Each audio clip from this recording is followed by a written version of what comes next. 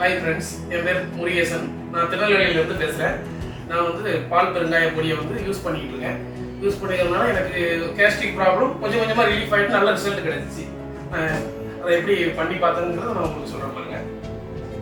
இதுதான் நம்ம பால் பெருங்காய பொடி மைவித்திரியோட. அது சூடான தண்ணி வந்து நான் நைட்டெல்லாம் சாப்பாடு முடிச்சதுக்கப்புறம் சூடான தண்ணியில் ஒரு 1/4 டேபிள் ஸ்பூன் அளவுக்கு எடுத்துக்குவேன். பார்த்துங்க, கொஞ்சம் தான் எடுப்பேன். நல்லா மிக்ஸ் பண்ணிக்கிட்டேன். கொஞ்சம் மிதமான ஹீட்டாக உள்ள தண்ணி தான் எடுத்துட்டேன்.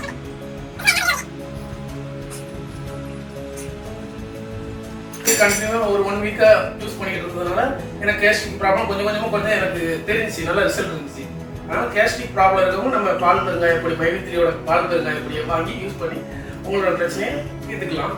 நம்ம மைவித்திரி வந்து நம்ம உடல் நலத்தில் ஆரோக்கியம் காட்டுறதுங்கிறது ஒரு பெரிய விஷயமா இருக்கு. அதை நினைச்சு சந்தோஷப்படுறேன். தேங்க்யூ மைவித்திரி.